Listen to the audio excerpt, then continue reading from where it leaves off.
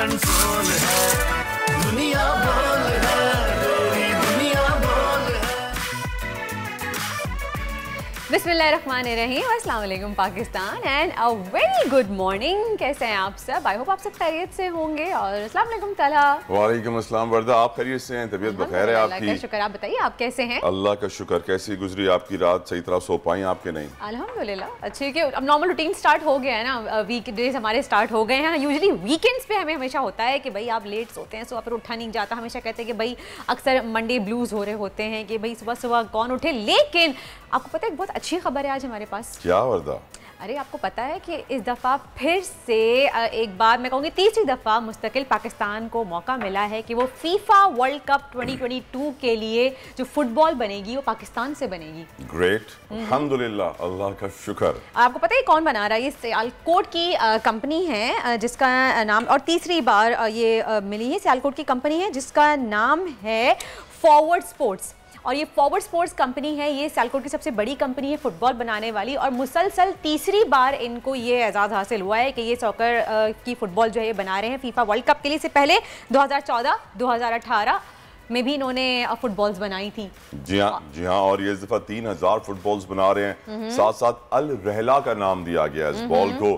कहा जा रहा है कि this ball is more faster than the regular ball. आम बॉल से ज्यादा तेज है ये, और रिस्पॉन्सिव भी है। डिजाइन, इसके एस्थेटिक्स, इसके एरोडायनामिक्स और इसकी क्वालिटी, स्टिचिंग, लेदर, साथ साथ यही बताया गया है कि ये रिसाइकल्ड मटेरियल से तैयार की गई है। That's another huge achievement for us Pakistani. मैं फख्र करता हूँ इस कंपनी के ऊपर, जिसका नाम है फॉरवर्ड स्पोर्ट्स कंपनी, जो फीफा वर्ल्ड कप में पाकिस्तान की नुमाइंदगी करती है। हम शायद हमारी टीम वहां पहुंच नहीं पाई है, लेकिन ये यकीनी है कि हर वर्ल्ड कप में हमारी बॉल जरूर होती है। और हमारी बॉल्स ने जितना दुनिया में शोर मचाया हुआ है किसी और ने नहीं। We have the best footballs in the world, अल्हम्दुलिल्लाह। ना सिर्फ ये, और भी बड़ी अच्छी अच्छी खबरें आपको बताऊं कि ISPR ने शॉर्ट फिल्म का मुकाबला करवाया, कुछ स्टूडेंट सेलेक्ट हुए, वो जीते हैं और वो स्कॉलरशिप पे जा रहे हैं। वो भी हमारे शो का हिस्सा बनेंगे। साथ साथ हम बात करेंगे जो इस वक्त कानून मोड़ा तोड़ा जा रहा है अपने मफाद के लिए। इस वक्त हम देख रहे हैं कि FIA को भी प्रेशराइज कर दिया गया है, NAB को भी प्रेशराइज कर दिया गया है, लॉज चेंज कर दिए गए हैं, उसको डिस्कस करेंगे। और उसके अलावा भी आपको बताएंगे कि महंगी बिजली, महंगे पेट्रोल से किस तरह मुकाबला किया जाए, क्योंकि हर कोई है इसी बात पर परेशान कि पेट्रोल जब से 180 का हुआ है हर चीज महंगी हो गई है, गुजारा मुश्किल हो गया। We discuss all those issues. पर पहले बड़ी खबर।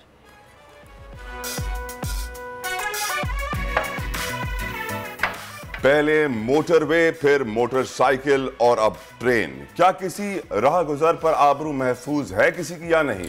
ज़करिया एक्सप्रेस वाक़े ने मुआशरे में ख़वातीन के तहफ़्फ़ुज़ पर कई सवाल उठा दिए।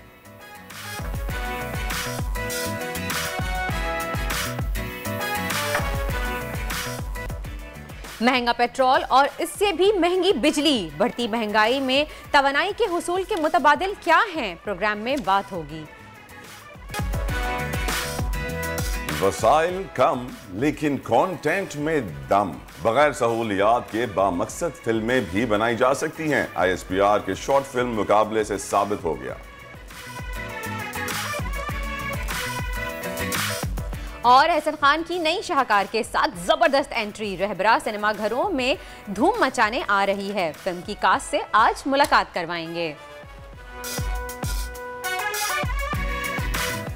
तला, हमने अभी सुना अभी के ज़करिया एक्सप्रेस में जो भी हादसा हुआ एक खातून के साथ, वो डेफिनेटली उस पर एक सवालिया निशान है कि हम हमेशा बात करते हैं वुमेन एम्पावरमेंट की, आज़ादी की, कि हम जब अपने मुल्क में ही सेफ़ नहीं, हम ऐसी पब्लिक प्लेसेस पे सेफ़ नहीं है जहाँ पे हम रोज़मर्रा, मैं कहूँगी सैकड़ों हज़ारों औरतें, ख़वातीन अकेली ट्रैवल करती हैं, लड़कियाँ ट्रैवल करती हैं, ऑफिस के काम से बाहर जाती हैं, और जहाँ पे इस तरह के हादसा, तो और वो भी वहीं के जो ट्रेन ऑफिशल्स हैं वही इस तरह की हरकत करें, तो ये कितनी शर्मनाक बात है।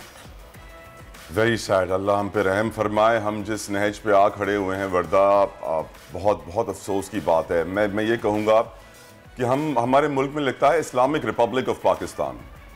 जब इस्लामिक रिपब्लिक ऑफ पाकिस्तान में आप एक हराम चीज़ शराब के लाइसेंस दे सकते हैं, तो इस वक्त जो हमारे मुल्क के हालात हैं, मेरी नज़र में हमें ब्रॉथल्स के भी लाइसेंस दे देने चाहिए। क्योंकि जो ये फ्रस्ट्रेशन है, जो ये उनके जहन के अंदर बीमारियां हैं, जो प्रॉब्लम्स हैं हमारी सोसाइटी की, जब तक उनका आप हल नहीं निकालेंगे सोल्यूशन नहीं निकालेंगे, we won't go forward. I personally think हमें इस्लामिक रिपब्लिक ऑफ पाकिस्तान को सेक्युलर स्टेट ऑफ पाकिस्तान बनाकर लाइसेंस दे देने चाहिए इन सारी चीज़ों के। अगर शराब आप यहाँ पे लीगल कर सकते हैं तो बाकी हराम चीज़ें भी आप यहाँ पर लीगल कर दीजिए, ताकि लोगों की फ्रस्ट्रेशन तो निकले। हकीकत यह है वर्दा कि हमारे मुल्क में जितने बच्चे रोज ज्यादती का शिकार होते हैं, हम चुप बैठे रहते हैं, मदरसों में, यहाँ पर वहां पर, हर जगह पर हम चुप बैठे रहते हैं, रिपोर्टिंग ही नहीं होती है। अगर 100 बच्चा रेप होता है तो 2 बच्चों की खबर आती है, 50 खवातीन रेप होती है तो सिर्फ 2 की खबर आती है। रिपोर्टिंग बहुत कम होती है। देही इलाकों से लोग निकल के आवाज नहीं उठाते हैं, बात नहीं करते हैं, शोर नहीं मचाते हैं। बट सैडली बहुत खतरनाक सिचुएशन है।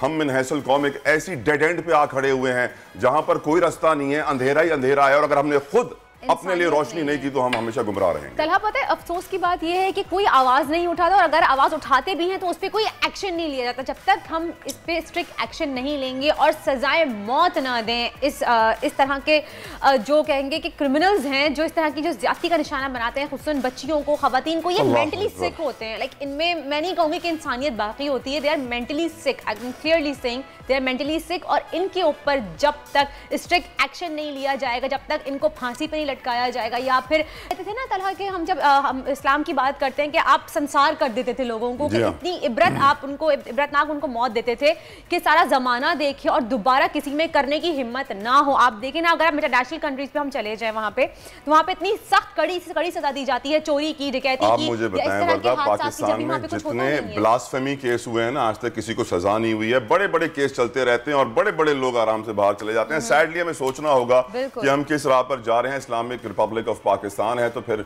खुलफाए राशिदीन तो हर जानवर का भी ख्याल रखते थे, यहाँ तो इंसानों का ख्याल नहीं रखा जाता, कोई ह्यूमन राइट्स नाम की चीज ही नहीं। आगे बढ़ते हैं, और इसकी बड़ी वजह है सियासत। यही मैं आपको बता दूं, सियासत का जो हाल है उसकी वजह से हमारी कौम ऐसे। अब आप इस वक्त सिचुएशन देखिए, ये पीटीआई की जानिब से लॉन्ग मार्च की कॉल दी गई है डेडलाइन में, अब भी बस 2 ही दिन बाकी रह गए हैं, और खान साहब ने ऐलान किया है कि अगर सुप्रीम कोर्ट इजाजत नहीं देती तो इस बार पीटीआई मुकम्मल तैयारी से इस्लामाबाद आएगी। इसके अलावा पीटीआई ने नैब तरमीम के खिलाफ भी अदालत में जाने का ऐलान कर दिया है, क्योंकि पिछले हफ्ते हुकूमत की जानिब से नैब तरमीम के बाद ये बात अब क्लियर हो गई है कि नैब को भी दफन किया जा रहा है।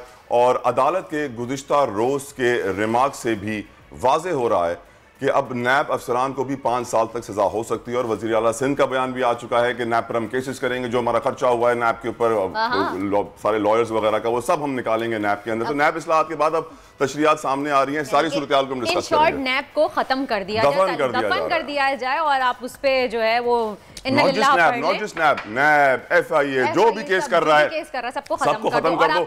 हमारे ऊपर कोई उंगली ना उठाए भाई, हम बड़े पाक दामन पारसा अच्छे लोग हैं। तलहा, मुझे ये चीज याद आ रही है कि एक हम बहुत अरसे सुनते थे जब भी हुकूमत आने वाली थी कि ये हुकूमत आई सिर्फ इस वजह से नहीं है कि आपका रोटी सस्ता करे, आपकी बिजली सस्ती करे, आपके प्रॉब्लम्स की सोल्यूशन दे, बल्कि ये अपने केसेस खत्म करने के लिए आई है। और ये सिचुएशन हम अब देख रहे हैं हमारे सामने। पीटीआई के सीनियर रहनुमा हसन खावर साहब हमारे साथ मौजूद हैं। हसन साहब, thank you so very much for giving us your time. पहला सवाल आपसे करना चाहूंगा, नैब के ऊपर जो हमले किए गए हैं वो बड़े सीरियस हैं, यहाँ तक कि चेयरमैन नैब के हवाले से फैसले, जो 80% नैब के केसेस थे नैब की कोर्ट्स में, वो जा रहे हैं अब रेगुलर कोर्ट्स में। कह दिया गया है कि अब जैसे गिरफ्तारी होगी तो फौरन से जो है 24 घंटे में अदालत में पेश किया जाएगा। 90 रोजा रिमांड 14 रोज पर आ गया है। तकरीबन नैब की सारी पावर्स छीन ली हैं। FIA को भी लगाम डाल दी गई है, कार्रवाई ना की जाए, क्योंकि जाहिरी बात है अब वो PM और CM बने बैठे हैं। सर जी, शुक्रिया जी, गुड मॉर्निंग। आपने बिल्कुल ठीक बात की है। देखें, जब ये हुकूमत आई थी तो PTI ने बहुत पहले ये बात एक्सपोज की कि ये जो हुकूमत है, ये जो मुरब्बा बना हुआ है मुख्तलिफ सियासी जमातों का, इनका सिर्फ एक एजेंडा कॉमन है, और वो ये है कि इमरान खान साहब को शिकस्त दी जाती ताकि इनके खिलाफ जो एहतसाब का शिकंजा था उसको किसी तरह डिसफंक्शनल किया जाता।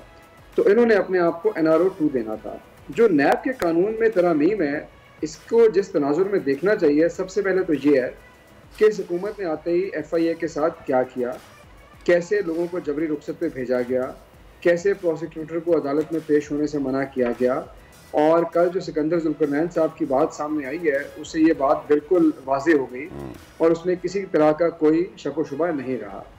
लेकिन एक तरफ तो ये FIA के ऊपर अपना जोर लगा सकते हैं, लेकिन उन्होंने सोचा कि क्यों ना कानून ही तब्दील कर दें ताकि रोज़ रोज़ के मसाइल से निजात मिल जाए, और वो एजेंसी जो इनको इन्वेस्टिगेट करती है उसको टूथलेस कर दिया जाए। और इसी सिलसिले में ये नैब के कानून की जो तरामीम है जिसको बहुत जल्दी में पास कराया गया, कि उसी तरफ निशानदही करती हैं। तीसरी बात देखें ये है, मैं आपको थोड़ा सा एक क्लियर कर दूं जी जी जी कि ये जो वाइट कॉलर क्राइम होते हैं, इनको इन्वेस्टिगेट करना बहुत तवज्जो तलब, वक्त तलब काम है। ये बड़े कॉम्प्लिकेटेड होते हैं। उसकी वजह यह है कि आप अगर एक बाख्तियार रोल पे हैं और आप किसी शख्स को ये कहें कि मैं तुम्हें लाइसेंस देता हूँ, मैं तुम्हें ठेका देता हूँ, और तुम किसी और शख्स के अकाउंट में स्विट्ज़रलैंड में या पैनामा में पैसे जमा करा दो, तो आपका लिंक इस्टेब्लिश करते बड़ी देर लगती है और इन केसेस को इन्वेस्टिगेट करना बहुत मुश्किल है। इसीलिए दुनिया भर में ये कहा जाता है कि अगर आप पब्लिक ऑफिस होल्डर हैं, अगर आप सरकारी किसी आला ओहदे पे रहे हैं और आपके जो एसेट्स हैं वो आपकी इनकम से मुताबिक नहीं रखते, तो ये आपका फ़र्ज़ है कि आप लोगों को बताएं कि आखिर ये आपने कहाँ से दौलत कमाई है, क्योंकि आपको एक पब्लिक ओहदा दिया गया था। तो ये सारी पावर्स अगर आप नैब के दायरा कार से ले लेंगे तो इफ़ेक्टिवली आप इस मुल्क में एहतसाब का दरवाज़ा बंद कर रहे हैं और करप्शन के लिए आप एक जो है ना फ्री रजीम का आगाज़ कर रहे हैं, ताकि फ्री फॉर ऑल हो और लोग बिल्कुल विद इम्प्यूनिटी करप्शन करें। सही, लेकिन खबर साहब आपको नहीं लगता कि आप लोगों को ऐवान नहीं छोड़ना चाहिए था? आप लोग वहाँ पे नहीं हैं, इसलिए इतनी सारी जो है वो चेंजेस की जा रही हैं कानून में। अगर आप लोग वहाँ पे होते तो एटलीस्ट इस वक्त हुकूमत को एज ए अपोजिशन आप टफ टाइम दे सकते थे। आपको दोनों तरफ से खेलना चाहिए था कि आप बाहर सड़कों पे भी आके अपनी लॉन्ग मार्च करते और नैब में रहते हुए भी हुकूमत को टफ टाइम देते। देखिए, आपकी बात बिल्कुल ये आपकी राय है और बहुत सारे लोगों की ये राय है जो आपकी राय है, लेकिन मैं आपको बताऊं कि इस मौके पे ईवान के अंदर बैठ के हम सिर्फ आवाज़ उठा सकते थे, क्योंकि ये लोग इक़्तिदार के लिए अपने आप को NR2 देने के लिए किसी भी हद तक जा सकते थे और उन्होंने इस कानून को पास करना था बाय हुक और बाय क्रुक, जैसा कि अंग्रेजी में कहा जाता है। और हमने ईवान में अगर बैठे भी होते तो हम सिर्फ आवाज़ उठाते, और वो आवाज़ हम आज भी उठा रहे हैं और अवाम की अदालत में इनको एक्सपोज कर रहे हैं। और इंशाल्लाह जब हम वापस हुकूमत में आएंगे, ईवान में अक्सरियत में होंगे, तो फौरी तौर पर इनको जो है हम अनडू करेंगे, इन चेंजेस को अनडू करेंगे चेंजेस को। पर मुझे लग रहा है जब तक आप आएंगे शायद हमारे मुल्क में करप्शन भी लीगल हो जाएगी, उसके लिए भी एक लॉ आ जाएगा कि अगर आप इस तरीके से करप्शन करेंगे तो it's all right, it's perfectly fine. खैर, ये बताइए कि बेनामी अकाउंट्स खत्म हो गए, मनी ट्रेल खत्म हो गई, उसके अलावा बताया जा रहा है 200 मिलियन कोई 20 करोड़ रुपए वकीलों के लिए भी मुख्तस किए गए हैं ताकि उनकी जो सिंपथीज हैं और उनकी जो कमिटमेंट है पॉलिटिकल वो चेंज की जा सके। तो इस वक्त पैसे की ताकत लगी हुई है सर, कानून को पूरा मोड़ा तोड़ा जा रहा है कि हम अपने मफाद के लिए उसको इस्तेमाल कर ले। अगर इसी तरह कंटिन्यू रहा, आपकी नज़र में मुल्क को कितना नुकसान इस वक्त पहुंच रहा है और हम कहाँ खड़े होंगे फिर? देखिए, मुल्क को वक्ती तौर पे तो नुकसान पहुंच रहा है, क्योंकि आपने मरीम नवाज की ऑडियो लीक भी सुन ली। ये हर एक को मैनेज करने में यकीन रखते हैं, ये चाहते हैं मीडिया को भी किसी तरह मैनेज करें, वकीलात को भी मैनेज करें, इदारों को भी मैनेज करें। तो वक्ती तौर पे तो नुकसान होगा, लेकिन मैं समझता हूँ कि लॉन्ग टर्म में मुल्क का फ़ायदा होगा। और वो फ़ायदा इस तरह से हो रहा है कि एक ही दफ़ा में ये सारे लोग इकट्ठे एक्सपोज हो रहे हैं। आज लोग ये सवाल कर रहे हैं कि अगर ये सब इकट्ठे थे, अगर बिलावल भुट्टो ने, बिलावल जरदारी ने शहबाज शरीफ की काबीना में वज़ीर होना था, तो हमें पिछले 30 साल से आप क्यों बेवकूफ़ बनाते रहे ये कह के कि हम आपको गलियों में घसीटेंगे, हम आपसे आपका पेट फाड़ के कौम के पैसे निकालेंगे। तो मेरे ख्याल में ये जो एक जमहूरी अमल है ये उसका हिस्सा है, और इससे ये इतनी बुरी तरह एक्सपोज हो रही है कि आइंदा आने वाले वक्त में लोग इनको वोट तो क्या, इनकी तरफ देखना भी जो है वो कबूल नहीं करेंगे। तो क्या हम ये कहते हैं कि एहतसाब के अमल के लिए पाकिस्तानियों को पढ़ लेना चाहिए इन्ना लिल्लाहि व इन्ना इलैहि राजिऊन? देखिए, मैं तो ऑप्टिमिस्ट हूँ, I see the glass half full, और इंशाल्लाह मैं समझता हूँ कि एहतसाब का अमल रुकेगा नहीं। वक्ती तौर पर इसमें रुकावट ज़रूर ये लोग डाल रहे हैं, लेकिन पाकिस्तानी कौम अपने चोरों को छोड़ेगी नहीं। जिन लोगों ने उनके हक़ पे डाका डाला है वो उनके पीछे जाएंगे, और इंशाल्लाह इस मुल्क में हम करप्शन का कला कमा करेंगे और बिल्कुल नहीं छोड़ेंगे। मैं समझता हूँ कि आप ये उम्मीद कायम रखें और इंशाल्लाह जो है हमारे इस एजेंडा का साथ दें तमाम लोग जो बाशऊर हैं, और हम इस अमल को पूरा मुकम्मल करें। खबर साहब, लेकिन जिन लोगों की आप बात कर रहे हैं वो तो बड़ी मुश्किल में, आजकल फूड सिक्योरिटी है, गंदम हम इंपोर्ट कर रहे हैं, पेट्रोल मुसलसल महंगा हो रहा है, सब्जी मुर्गी हर चीज़ महंगी होती जा रही है, लोग बड़े फंसे हुए। आप समझते हैं कि इस सारी इकोनॉमिक क्रंच और इस क्राइसिस के अंदर लोगों के अंदर पॉलिटिकल सेंस बची होगी? वो तो रोज़ाना के खाने के लिए परेशान हो गए हैं इस वक्त लोग। देखें, ये चीज़ें इंटरकनेक्टेड है ना। अगर आपके जो हुक्मरान हैं वो अपने केसेस में अपना छुटकारा हासिल कर रहे होंगे, अगर वो अपने आप को NR2 देने में मसरूफ़ होंगे, अगर वो ओवरसीज़ पाकिस्तानियों के वोटों के हक़ में डाका डालने में मसरूफ़ होंगे तो वो मुल्क व कौम का कब सोचेंगे। पिछले 3.5 साल के इनके बयान सुन लें। 3-3 रुपये पेट्रोल की प्राइस बढ़ती थी फ़ी लीटर तो एक ट्वीटों की लाइन लग जाती थी और टीवी शोज़ पे आकर टॉक शोज़ की भरमार हो जाती थी। और आज यकमुश्त 30 रुपये बढ़ा रहे हैं और दोबारा बढ़ाने की तरफ जा रहे हैं। बिजली के नर्ख एक दफ़ा फिर बढ़ने जा रहे हैं और ये बिल्कुल बेशर्मी से ढिठाई से जो है ना कोई जवाब देते हैं।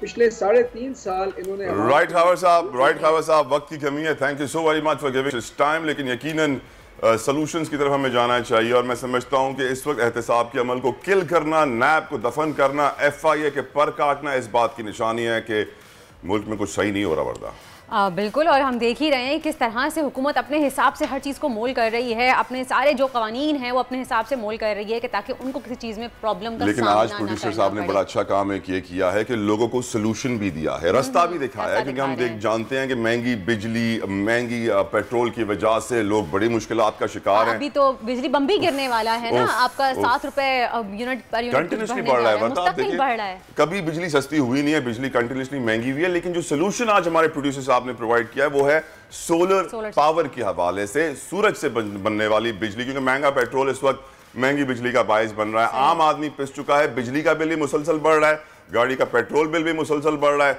अफोर्डेबल नहीं रही है सिचुएशन। ऐसे में सिर्फ एक ही रास्ता है कि हम सोलर पावर की तरफ जाएं। मेरे साथ मौजूद हैं अडॉप्टिव टेक्नोलॉजीज के CEO और सोलर एक्सपर्ट, सोलर एनर्जी के हवाले से शाफ महबूब साहब। शाफ साहब, thank you so very much for giving us your precious time. ये बताइए, इस वक्त जो करंट सिचुएशन है मुल्क में, उसको आप कैसे देखते हैं पावर सेक्टर के हवाले से, और सोलर को कितना प्रमोट करना चाहिए और इस वक्त सोलर कितना इस्तेमाल हो रहा है? शाफ साहब। Thank you very much. इस वक्त जो है वो बिजली के अंदर एक मेजर शॉर्टफॉल का सिचुएशन चल रहा है। तकरीबन 7 मेगावाट्स की जो है वो बिजली की शॉर्टफॉल जो है इस वक्त पाकिस्तान में खड़ी हुई है और इसकी वजह से दोबारा जो है वो हमने देखा है कि लोड शेडिंग के आवर्स जो है वो बढ़ चुके हैं। पंजाब के अंदर जो है वो जनरली आजकल 2 से 3 घंटे रोज़ाना लोड शेडिंग हो रही है और सिंध के अंदर approximately 8 hours per day load shedding हो रही है इन डिफरेंट पार्ट्स। तो ये जो लोड शेडिंग की वजूहत है वो ये है कि पाकिस्तान में हिस्टोरिकली एक कॉन्सेप्ट रहा है, वो है सर्कुलर डेट का। तो सर्कुलर डेट का मतलब ये है कि बेसिकली आपकी कुछ वजूहत की वजह से जो है वो आपका कर्जा जो एनर्जी की तरफ रहता है वो बढ़ता चला जाता है। तो इस वक्त जो है वो अगर हम सिचुएशन देखें तो 2018 से लेके अब तक जो है the circular debt of Pakistan has risen more than 4 times to about 2.46 trillion rupees. 2.46 trillion, yes. तो जब PMLN की गवर्नमेंट निकली थी तो उस टाइम पे जो है तकरीबन कोई 1 ट्रिलियन रुपीस के करीब खड़ा हुआ था एंड नाउ इट्स 2.46 ट्रिलियन। और इसकी वजह यह है कि आपके जो है वो बिजली के अंदर लाइन लॉसेज हैं। इसकी वजह यह है कि आपकी हुकूमतों ने जो है वो बिजली की कॉस्ट जो है वो सब्सिडाइज की हुई थी। उसके अलावा जो है वो आपका जो डेट कॉस्ट है वो जब बढ़ता है तो वो भी जो है वो बढ़ता रहता है और उसके बाद कुछ डिस्ट्रीब्यूशन कंपनीज है उनकी नॉन पेमेंट वगैरह भी होती है। तो करंट सोलर पोजीशन शाफ साहब, करंट सोलर पोजीशन तो इस वक्त जो है वो बेसिकली करंट सोलर पोजीशन का ये है कि गवर्नमेंट ने विजन 2030 निकाला कि जी ये बिजली जो महंगी होती जा रही है तो लोगों को इंसेंटिव दिया जाए कि वो सोलर पावर लगाएं। तो उसके अंदर सोलर सिस्टम जो सोलर पावर हम लगाते हैं, मैं चाहूंगी हमारे व्यूअर्स को आप यही बताएं कि इसका टोटल एक्सपेंस कितना है, क्योंकि सुनने में ज्यादातर ये आता है कि ये बहुत ज्यादा एक्सपेंसिव है। देखें जो सोलर पावर सॉल्यूशंस हैं, अगर आप बात करते हैं रेजिडेंशियल सिस्टम्स की जो कि एक for example normal urban area के अंदर यूज़ होते हैं, तो उसके अंदर अगर आप एक 10 किलोवाट का सिस्टम लगाने जाते हैं तो उसकी प्राइस अप्रॉक्सीमेटली कोई 10 लाख रुपए है। अगर आप जो है इसको इंटरप्रेट करें कि जी इससे क्या चल सकता है, तो फिर ये पूरा का पूरा मकान जो है जैसे पंजाब के अंदर आप कह दें कि 1 या 2 कनाल का घर, या कराची के अंदर जो है वो 500 से 1000 गज का बंगला जो है उसके साथ काफ़ी अच्छी तरीके से चल सकता है। और इसके अंदर जो है वो पर डे की जो सेविंग्स हैं वो तकरीबन कोई आजकल की बिजली के टैरिफ के बजाय जो है वो तकरीबन कोई 400 रुपए की इसकी डेली सेविंग आती है। जितनी भी आपने अमाउंट बताई, पूरा इसका टोटल एक्सपेंडिचर है लाइक इंक्लूडिंग द बैटरीज और सारी इसकी वायरिंग? नहीं जी, इसके अंदर बैटरीज नहीं होती। इसके अंदर बेसिकली जो बिजली आप पैदा करें वो आप दिन के टाइम पे अगर इस्तेमाल नहीं करते तो you can export that power back to the utility company. ये सहूलत जो है वो गवर्नमेंट ऑफ पाकिस्तान ने आपको आज दी हुई है। तो बेसिकली आपको बैटरी लगाने की जरूरत नहीं है, आपकी स्टोरेज जो है वो फंडामेंटली जो है वो यूटिलिटी कंपनी कर रही है आपके लिए।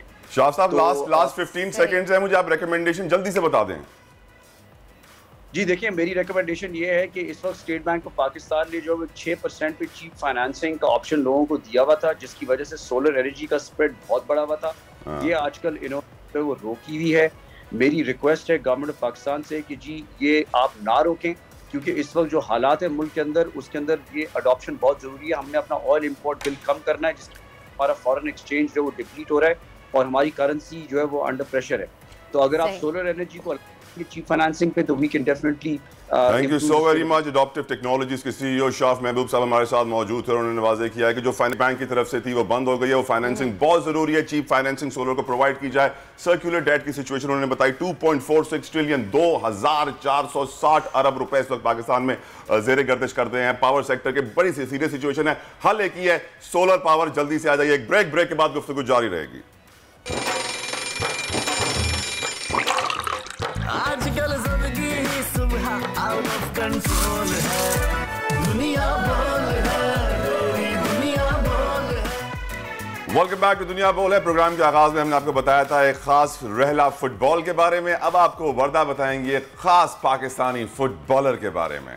बिल्कुल, हम कहते हैं ना कि लड़कियां किसी से कम नहीं होती हैं और आज के ज़माने में जहां वो जहाज़ उड़ा सकती हैं, वहां पे फुटबॉल के मैदान में भी लड़कियां कहीं से कम नहीं है, किसी से पीछे नहीं है। तला आपको ये बताएंगे कि पाकिस्तान की सबसे कम उम्र footballer FIFA female heroes documentary में शामिल कर ली गई हैं। अबीहा हैदर उनका नाम है। हमारे साथ मौजूद हैं अबीहा, इनसे बात भी करेंगे। अस्सलाम वालेकुम Abiha, welcome to the show.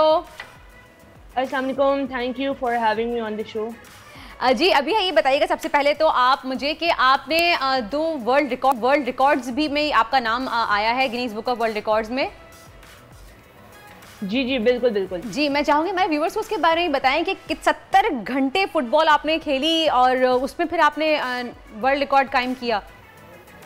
बिल्कुल, ये 2019 में 2019 में फ्रांस यूरोप में ऑर्गेनाइज किया गया था फीफा की जानिब से 2 गिनेस वर्ल्ड रिकॉर्ड इवेंट और विमेंस वर्ल्ड कप उस टाइम चल रहा था। तो आपको पता है ये जो गिनेस वर्ल्ड रिकॉर्ड होते हैं ये कुछ ऐसे ही कारनामे होते हैं जो कि आउट ऑफ द वर्ल्ड, कोई आउट ऑफ द सोच कुछ चीज़ें होती हैं जो कि इम्पॉसिबल होती हैं, बट लोग मिलकर उसको जो है वो करते हैं, पूरा करते हैं। सो यहाँ पर पहला जो हमने गिनेस वर्ल्ड रिकॉर्ड बनाया था वो 70 घंटों पे मुश्तमिल एक फुटबॉल मैच था।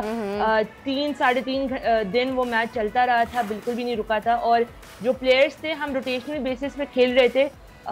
मैंने जो मेरा लॉन्गेस्ट प्लेइंग टाइम था वो 5 घंटे था, जिसके अंदर मैंने फ़ुटबॉल मैच खेला। और जो सेकंड हमारा गिनेस वर्ल्ड रिकॉर्ड था वो दुनिया का वाहिद फुटबॉल मैच था जो कि 65 ममालिक 65+ नेशंस ने मिल के खेला था। वाह अबिया, वाह, हाउ डज इट फील अबिया, जिस डॉक्यूमेंट्री का आप हिस्सा बनी है अबिया, फीफा की जो फीमेल डॉक्यूमेंट्री है, how does it feel to be a part of the documentary अबिया?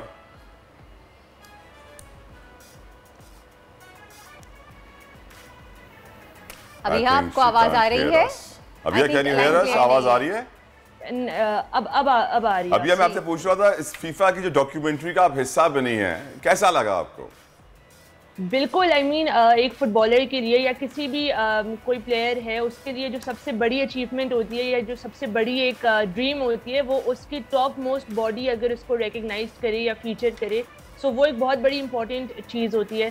सो मेरे लिए जाहिर है being a women footballer from Pakistan, जो कि वैसे ही अभी एक थोड़ा डेवलपिंग स्टेज पर है और स्पोर्ट्स में तो और फुटबॉल में भी अभी काफ़ी डेवलपिंग स्टेज पर है, वहाँ पर फीफा जो कि वर्ल्ड फुटबॉलिंग बॉडी है वो मुझे अगर उसने मुझे फीचर किया है और पाकिस्तान से फर्स्ट टाइम उसने किसी भी मेल फुटबॉलर या फीमेल फुटबॉलर में I am the only one जिसको फीफा ने फीचर किया है। सो बहुत बड़ी बात है, बहुत बड़ी अचीवमेंट की बात है और सिर्फ मेरे लिए नहीं पाकिस्तान के लिए बहुत बड़ी बात है, क्योंकि इंटरनेशनली फीफा ने जो है वो पाकिस्तान के फुटबॉलर को सराहा है। So this goes for Pakistan. सही है। तो आपको कैसा लगता है कि बीइंग अ फीमेल जब आपने स्टार्ट में आने का इसमें ख्वाहिश जाहिर की अपनी फैमिली से कि जी आपको एक फुटबॉलर बनना है, आप क्या रिएक्शन था सबका फैमिलीज में से? एक्चुअली यहाँ पे किस्सा थोड़ा मुख्तलिफ है, थोड़ा उल्टा है। मैंने ख्वाहिश ने जाहिर फोर्स नहीं किया की थी कि मैंने फुटबॉल ज्वाइन करना है। मैं खेलती थी स्पोर्ट्स बहुत ज़्यादा अपने स्कूल में, पर मेरे पेरेंट्स जो हैं वो लेकर आए थे मेरे पास ये ऑप्शन कि ये फ़ुटबॉल के ट्रायल्स हैं, क्योंकि मेरे फादर जो हैं वो इस्लामाबाद के, उन्होंने पायनियर्स में से रहे हैं। मेरे ग्रैंडफादर, मेरे 2-3 अंकल्स जो हैं वो सब फुटबॉलर्स खेलते रहे हैं।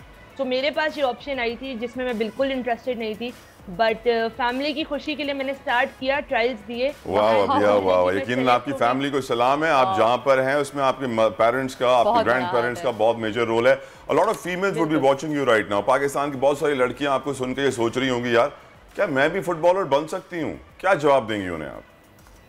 एब्सोल्युटली, मैं हर किसी को ये वाली बात कहती हूँ कि जब मैं इस लेवल तक पहुंच सकती हूँ, a very ordinary girl from Pakistan, a very normal girl from Pakistan, अगर मैं इस लेवल तक पहुंच सकती हूँ एंड कॉन्टीन्यूसली दिन ब दिन हाइट्स पे जा रही हूँ। अल्हम्दुलिल्लाह अभी 3 दिन बाद मैं रशिया ट्रैवल कर रही हूँ यूरो एशिया 2022 के लिए, क्योंकि अभी तक मैंने अनाउंस कहीं नहीं किया, पर आपके प्रोग्राम पे मैंने फॉर द फर्स्ट टाइम बता दिया है कि मैं 3 दिन बाद रशिया जा रही हूँ। All the best. कि अब मैं अपने सोशल मीडिया पे बताना स्टार्ट करूँगी।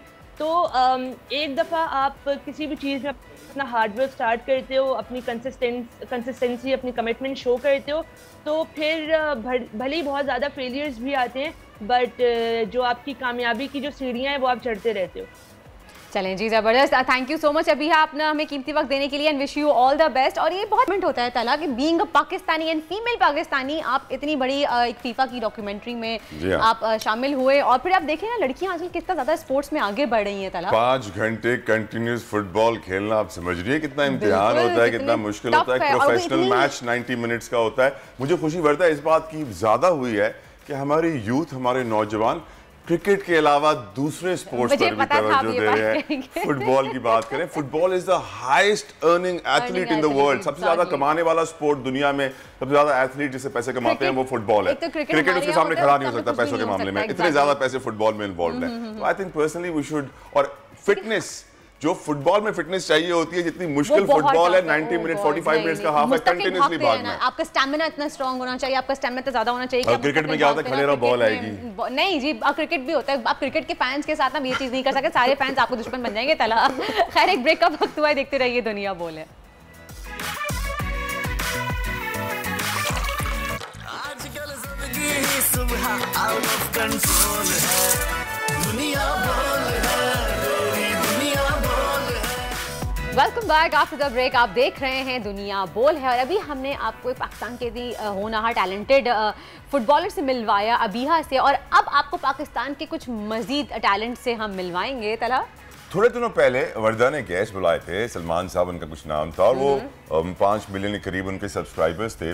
तो मुझे याद पड़ता है कि वो भी कुछ शॉर्ट क्लिप्स बना रहे थे यूट्यूब पे, और वो कह रहे थे कि यार यूट्यूब पे शॉर्ट क्लिप्स का बड़ा ट्रेंड आ गया है। उसी तरीके से दुनिया में शॉर्ट फिल्म्स का भी बड़ा ट्रेंड आ गया है, शॉर्ट डॉक्यूमेंट्रीज का बड़ा ट्रेंड आ गया है। रिसेंटली ISPR ने एक मुकाबला करवाया जिससे पाकिस्तान के कुछ फिल्म मेकर्स, नौजवान फिल्म मेकर्स जीते हैं। अब उनको स्कॉलरशिप पे बाहर भेजा जा रहा है फिल्म मेकिंग के लिए। उनमें से एक ये डॉक्यूमेंट्रीज भी हैं, आप देख भी सकते हैं इस वक्त स्क्रीन के ऊपर, बड़ी अच्छी तरीके से फिल्माई गई है। काफ़ी मुझे सिनेमाटोग्राफी, फ्रेमिंग, कोरियोग्राफी काफ़ी अच्छी लग रही है इसमें वर्दा। वैसे तो हमारी भी बेसिकली अगर हम लोग ऐसे किसी टॉपिक पे जाते हैं तो ईदी साहब या चीपा साहब के ऊपर बेसिकली हमारा ज़्यादा इंटरेस्ट के ये लोग काम कर रहे हैं। तो मैं थोड़ा सा डिफरेंट करना चाह रहा था, तो मैंने इमरान खान और शौकत खानम को साथ कंबाइन करके एक स्टोरी डेवलप की, और उसके बाद एक पूरी शॉर्ट फिल्म बनाई उनकी लाइफ की हिस्ट्री के ऊपर, कि उन्होंने ये हॉस्पिटल बनाया क्यों, उसके ऊपर। आप मुझे बता रहे हैं कि आपने इमरान खान की लाइफ के ऊपर, इमरान खान को आपने शौकत खानम की जो स्टोरी पर एक शॉर्ट फिल्म बनाई, और ISPR ने आपको जिता दिया और अब आपको ऑस्ट्रेलिया भेज रहे हैं। अच्छा, वसाइल की बहुत ज़्यादा कमी है आपके पास ना, उसके बावजूद भी आपने इस तरह की इतनी अच्छी क्वालिटी दी। हाँ बिल्कुल, हम लोग स्टूडेंट्स हैं तो हमारे पास इतने स्पॉन्सर्स वगैरह नहीं होते, तो बेसिकली हम लोगों ने कुछ कंपनीज़ के पास गए, कुछ इक्विपमेंट्स उनसे किए हायर, और फिर उसके बाद में मैंने पूरी फिल्म को पूरा बनाया। और ये बताइए कि अब आप ऑस्ट्रेलिया में बिल्कुल कब जा रहे हैं? 9 जून। 9 जून। कितना अरसा वहाँ पे रहेंगे, कहाँ पढ़ेंगे, क्या पढ़ेंगे? वहाँ पे मैं जा रहा हूँ न्यूयॉर्क फिल्म अकेडमी में, वहाँ पे 1 ईयर का डिप्लोमा है। 1 ईयर का डिप्लोमा है। How does it feel? Basically जब मुझे अवार्ड मिला तो उस वक्त बिल्कुल भी यकीन नहीं था मुझे इस बात पे, क्योंकि जब मैंने अपना नाम देखा शील्ड के ऊपर तो वो चीज़ बिल्कुल भी होता है कि ये पता नहीं मैं कोई ख्वाब देख रहा हूँ, कोई मुझे बोलेगा अभी उठो। आप 3 लोग सिलेक्ट हुए हैं ना इसमें? हाँ। आपके साथ 2 और भी लोग हैं जो आपके पार्टनर्स हैं फिल्म में। टोटल 15 स्टूडेंट हुए हैं सेलेक्ट, जिनमें से हाँ हम लोग 3 हैं पाकिस्तान से। सब इसी आपकी यूनिवर्सिटी से हैं? नहीं, सब different all over Pakistan. All over Pakistan. अच्छा ये बताइए, पाकिस्तान में जो कंटेंट बन रहा है, मुझ जैसे कुछ जाहिल लोग और भी हैं जो उसको क्रिटिसाइज करते हैं और कहते हैं कि पाकिस्तान में उस लेवल का कंटेंट नहीं क्रिएट हो रहा जिस लेवल का हम कर सकते हैं। पाकिस्तानियों की कैपेबिलिटी हॉलीवुड से ज़्यादा है। सैडली हॉलीवुड को बॉलीवुड कॉपी करता है, बॉलीवुड को लॉलीवुड कॉपी करता है। फिर आजकल हमारे गाने भी वो उठा रहे हैं। करण जौहर ने भी कह दिया कि अबरारुल हक को मैंने राइट्स दे दिए हैं। तो मेरा कहने का मकसद ये है, आप पाकिस्तान के कंटेंट को किस लेवल पे देखते हैं और किस डायरेक्शन में लेकर जाना चाहते हैं? अगर मैं इस बात का जवाब दूँ तो सब लोगों ने इम्प्रूवमेंट में थोड़ा टाइम लिया है। हमारी अगर मीडिया इंडस्ट्री का कंटेंट देखें तो वो स्टार्टिंग से अब तक बहुत सही हुआ है। तो हम लोग बिल्कुल एकदम से तो सब कुछ सही नहीं कर सकते। अभी पहले से बहुत सही है, तो आगे जाके और अच्छा हो सकता है। अच्छा, कंटेंट आपकी नज़र में सही है, खाली पिक्चराइजेशन हमारी सही है? क्योंकि कहीं ना कहीं अभी भी हमारे यहाँ कहा जाता है कि हमारे यहाँ कंटेंट स्टिल अभी भी थोड़ा सा वो कंटेंट में वर्दा होता है ना कि वो एक सीन आता है जिसमें एक गर्दन यूं घूमती है, फिर यूं घूमती है, फिर यूं घूमती है, और बार बार उसके अंदर जूम इन हो रहा होता है। कहीं आप तो ऐसी फिल्में नहीं बनाएंगे? नहीं। कैसी फिल्में बनाएंगे आप? क्या क्या ख्वाब दिखाएंगे? बीइंग अ फ्यूचर, जैसे कि हमारे वीएफएक्स और एनिमेशन का, साई-फाई की तरफ जाएंगे, कुछ नया करने का सोचा है? सीजीआई की तरफ पाकिस्तान में हाँ कि पाकिस्तान की फिर हम लोग जाके फिल्में देखें, फिर कोई ये बात नहीं करे कि हमारे पास कोई फिल्में नहीं है या फिर हम लोग कोई और फिल्म देखें उसकी जगह। आप पुरानी फिल्में देखते हैं पाकिस्तान की, तो जब वो म्यूजिक वीडियोस आती हैं तो आप देखते हैं ना कैमरा किस तरीके से फोकस कर रहा होता है, किस तरीके से जूम इन जूम आउट कर रहा होता है, तो बंदे को 2 मिनट से अजीब सा होता है कि ये क्या हो रहा है। मैं ये फैमिली मूवी है, फैमिली के साथ देखने की है। नहीं, लेकिन पाकिस्तानी कुछ पुरानी मूवीज अगर हम वहीद मुराद साहब की बात करें तो वो अच्छी भी है। 5 लोग लेकर भी बराबर नहीं हो सकती। एग्रीड।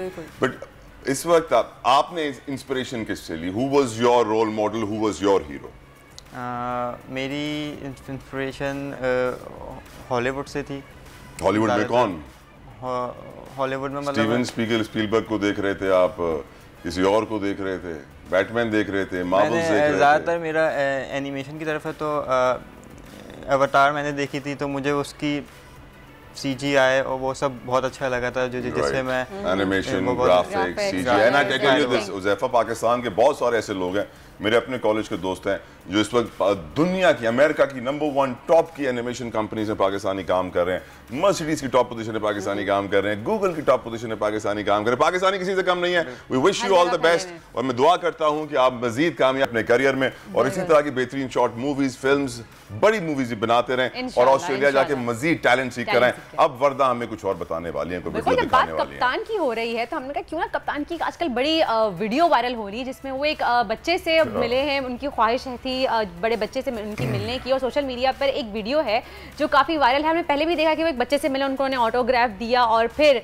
अब उन्होंने किसी से मुलाकात की, किसी लड़की से, उनकी फरमाइश पर उन्होंने किताब पर उसको ऑटोग्राफ दिया है। वीडियो भी आपको दिखाएंगे, ये देखें। पहले एक लड़के से मिले थे, उनको ऑटोग्राफ आपने देखा, फिर एक थोड़ा सा ट्रेंड हो गया था, बाकी पार्टीज में भी वो बच्चियों के हाथ पे जो है ऑटोग्राफ दे रहे हैं और भी उनसे बच्चे मिलने आ रहे हैं। मुझे लग रहा है देखते हैं किताब कौन लिखता है, और दूसरी सारी पार्टियों ने बच्चे घेर लिए। ब्रेक लेते हैं, ब्रेक के बाद प्रोग्राम जारी रहेगा। आजकल जिंदगी ही सुबह आउट ऑफ कंट्रोल है, दुनिया बोल है, तेरी दुनिया बोल है। वेलकम बैक नाज़रीन, एक बार फिर आपको खुशामदीद कहते हैं दुनिया बोल है में। और जैसा कि आप लोग देख ही रहे थे अभी तलहा और वर्दा से मैं यही पूछ रहा था, इनकी सुबह काफी बोरिंग नहीं हो जाती है? क्योंकि जिसे ये बड़ी खबर कह के लेकर आते हैं वो यूजुअली बुरी खबर होती है। क्यों? अब मुल्क के इस वक्त आपकी शक्ल मुझे बुरी लग रही है फहीम, और कुछ बुरा नहीं लग रहा है। मुझे अंदाजा था इस चीज का, इसीलिए मैंने ये सवाल भी पूछा। खैर, बहुत ही बोरिंग होने के बाद जो है वो अब हम कोशिश करेंगे कि तलहा के चेहरे पर थोड़ी सी मुस्कुराहट बिखेरी जाए, क्योंकि बात हो रही है फलस्तीन की। और जब भी हम पैलेस्टाइन की बात करते हैं तो हमारे अंदर से एक जज्बा जो है वो निकल के आता है, जज्बा ईमानी जो है वो उभर पड़ता है, और हम चाहते हैं, बल्कि हमारा दिल करता है कि हम भी एक पत्थर उठाएं और इजराइल के सामने खड़े हो जाएं और उससे बताएं कि भाई साहब ऐसे नहीं चलेगा। क्यों? क्या आपका क्या ख्याल है तला इस बारे में? ऐसा जज्बा आता है या नहीं आता? जब बिल्कुल आता है, बेशक ये बर्बरियत है, जुल्म है, जबर है। फलस्तीनियों की हक खुदरादियत छीन ली गई है उनसे, बिल्कुल उसी तरह जिस तरह कश्मीर में छीन ली गई है। और हम मुसलमान होकर अगर खामोश बैठेंगे, हमने जब से पाकिस्तान बनाया तब से ये स्टैंड लिया हुआ है फ़हीम, और आज हमने ये स्टैंड छोड़ दिया तो हमारी ये 70 साल की जो मेहनत है जाया हो जाए। सर सिर्फ हमारी नहीं है, बल्कि ये मेहनत जाया होगी हमारे कायद-ए-आज़म मोहम्मद अली जिन्ना की, क्योंकि उन्होंने ये स्टैंड लिया था और हमारे पासपोर्ट के ऊपर उनकी वजह से ही लिखा हुआ है कि इजराइल को हम एक्सेप्ट नहीं करने वाले। पर डेलीगेशन जा रहा है पता नहीं क्यों। लेकिन पैलेस्टाइन में एक 13 साल बच्चा है तलहा वर्दा, जो कि बहुत ही अच्छा रैपर है, MC अब्दुल उसका नाम है, और उसने पैलेस्टाइन में होने वाले जितने भी जुल्म है उन्हें रैप की सूरत में जो है वो बताया है। अच्छा, हमारे साथ मेहमानों ने जो है वो हमें ज्वाइन कर लिया है। खैर आप देखें, वक्त हमारे पास नाज़रीन कम होता है, और जैसा कि आप जानते हैं कि एंटरटेनमेंट की अब बात की जाएगी। इंफोटेनमेंट पे बहुत ज्यादा बात हो चुकी है सुबह से। मुल्क के सियासी हालात इतने एंटरटेनिंग हैं कि हमें एंटरटेनमेंट पे जाने की जरूरत ही नहीं पड़ती है तला। फिर भी नहीं, हमें जरूरत है एंटरटेनमेंट की, हमें एंटरटेनमेंट की जरूरत है, और ये बात बिल्कुल जरूरत है। एंटरटेनमेंट ना हो तो हमारी जिंदगी में सिर्फ टेंशन, एंजाइटी, डिप्रेशन के अलावा कुछ हमारी जिंदगी में हमें सिर्फ 3 चीजों की जरूरत है, एंटरटेनमेंट, एंटरटेनमेंट और एंटरटेनमेंट। और ये किसी महान शख्सियत ने कहा था, नाम मैं भूल गया हूं। फिलहाल हमारे साथ बहुत ही खूबसूरत लोग मौजूद हैं, इनका तारुफ करवाएंगी वर्दा। बिल्कुल, आपको जैसे मैंने स्टार्ट में बताया था कि एंटरटेनमेंट में अगर हम बात करें तो आयशा उमर और एहसन खान की एक और बहुत ही बेहतरीन मूवी आ रही है जिसका नाम है रहबरा, और बहुत जल्द ये आपको देखने को मिलेगी सिनेमाघरों में। लेकिन इस फिल्म के हवाले से हमारे पास आपके लिए एक सरप्राइज भी है, और वो सरप्राइज ये है कि हम आपको दिखाएंगे, आपको बल्कि मिलवाएंगे इस फिल्म की कास्ट से। लव स्क्वायर है कि लव रेक्टेंगल है तला, ये तो ये हम पूछते हैं एहसन खान और सायरा जो कि प्रोड्यूसर है, सायरा अफजाल, उन्होंने हमें ज्वाइन कर लिया। अस्सलाम वालेकुम एहसन। अस्सलाम वालेकुम एहसन एंड सायरा। वालेकुम सलाम सायरा। कैसे हैं? आवाज आ रही है आप लोगों को? आपकी आवाज आ रही है? मैं बिल्कुल ठीक हूँ। वर्दा, तलहा, एवरीबॉडी, अस्सलाम वालेकुम आप तीनों को। सुबह सुबह आप लोग तो बड़े चमक रहे हैं यार। आपसे कम, मैं भी बड़ा खुश हो गया हूँ अपना ट्रेलर देखने के बाद। माशाल्लाह माशाल्लाह भाई। गुल्लू भाई को हमने बहुत अरसे बाद देखा है मूवी में, ये भी हम देखा, आपको तो अक्सर देखते रहते हैं और आपके काम तो माशाल्लाह बहुत ही जबरदस्त चल रहा है। गुल्लू भाई जो है वो हमें बड़े अरसे बाद नजर आया। अच्छा, फिल्म की स्टोरी पे अगर बात करें एहसन, कितनी डिफरेंट है ये जो अभी इस वक्त मूवीज आ रही हैं उनसे? जैसे कि वर्दा ने पहले ही पूछा कि ये लव ट्रायंगल है, स्क्वायर है, क्या है? ट्रेलर देख के समझ में तो आ रहा है कि रोमांटिक है एहसन, लेकिन ये क्या है? लव रोमांटिक है, लव ट्रायंगल है, क्या है? अच्छा, रोमांटिक कॉमेडी फिल्म है बहुत जी। हाँ हाँ, लव स्क्वायर क्या होता है? वो लॉन्ग डिस्टेंस होता है। वाह यार, ये भी अच्छा आइडिया है। नेक्स्ट फिल्म का आइडिया मिल गया। मुझे कुछ और भी कहते हैं लेकिन वो याद नहीं आ रहा। This is not even a love triangle, it is a love story. Romantic नहीं, आप सही कह रही हो Warda, I understand. Romantic comedy film है, इसमें इमोशंस भी हैं और एक्शन भी है, गाने बहुत खूबसूरत हैं। अगर आप फिल्म का ट्रेलर दोबारा से आप लोग साथ देखते रहेंगे और तसल्ली से देखेंगे, आपको पूरी फिल्म समझ आएगी। इसका गाना भी एक्चुअली रिलीज़ हुआ है जो आसिम अजहर ने गाया, और मैं चाहूँगा बल्कि वो गाना भी आप लोगों को सुनाए। It's a beautiful film, very well shot. Amin Iqbal जो टेलीविजन पे बहुत काम कर चुके हैं, अभी भी इनका एक इश्क ला प्ले चल रहा है, हम टीवी से आ रहा है, बड़ा अच्छा हिट जा रहा है play. So he is done a wonderful job. I must say कि एक और कोशिश है फिल्म इंडस्ट्री की एक अच्छी फिल्म लोगों तक एक अच्छी एंटरटेनमेंट पहुंचाने की। बेहतरीन। अच्छा सायरा, मैं आपसे ये पूछना चाहूंगा कि पिछली ये जो अभी मीठी ईद गुजरी है, इस पर बहुत सारी मूवीज आई, लेकिन बहुत जल्दी वो मूवीज थिएटर से उतार दी गई due to a Marvel movie. अब इस मौके पर भी, बड़ी ईद पर भी जो है एक मार्वल मूवी आ रही है, थॉर आई गेस, तो आप लोग उसी के कंपटीशन में आ रहे हैं।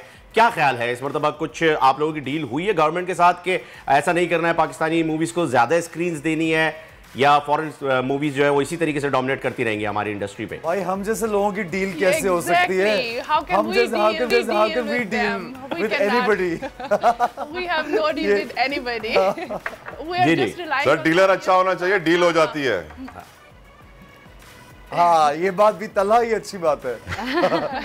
नहीं, हमारी किसी से डील नहीं है। वी आर जस्ट होपिंग कि हमारा जो अभी जो ट्रेलर है, जो सॉन्ग है और एक और सॉन्ग आ रहा है, वो सब ऑडियंस को they can connect with it, उनको अच्छा लगे और वो देखने आए, हमें किसी डील की जरूरत ही ना हो। ये बात भी अच्छी है, बहुत अच्छी है। बिल्कुल बिल्कुल। फहीम, आप तो जाओगे ना देखने? फहीम मैं तो डेफिनेटली जाऊंगा, शो पे जाएगा, मुझे पता है। मैं डेफिनेटली जाऊंगा और मैं वहां से आपको स्टोरी पे टैग भी करने वाला हूं ताकि आप ये मेक श्योर कर सके कि मैं गया हूं मूवी देखने।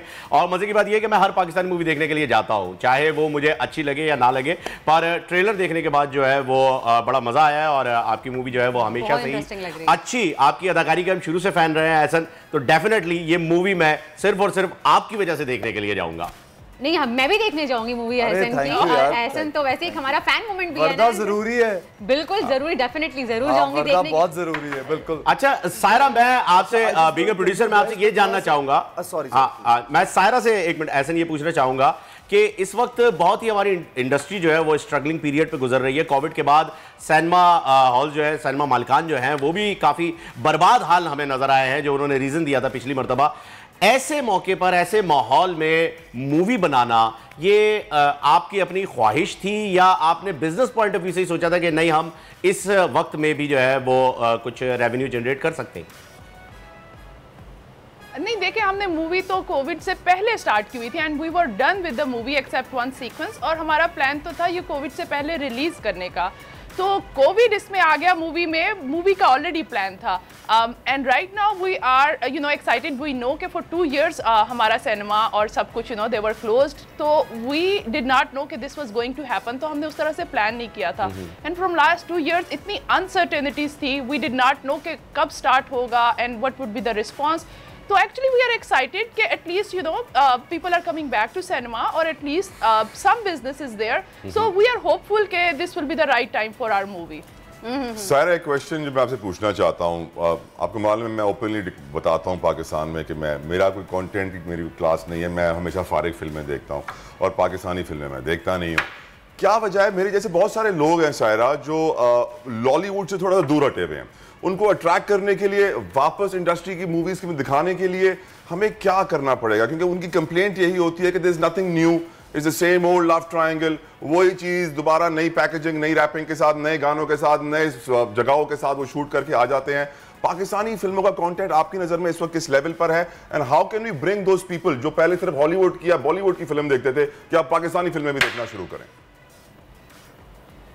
देखिए, आई डोंट थिंक सो कि मूवीज सब एक तरह की हैं, बिकॉज अभी रिसेंटली 4 मूवीज 5 मूवीज रिलीज हुई हैं। I don't think so they were all of the same story. Not just these 4-5, मैं बात कर रहा हूं पूरी हिस्ट्री की, मेजॉरिटी को अगर आप देखें।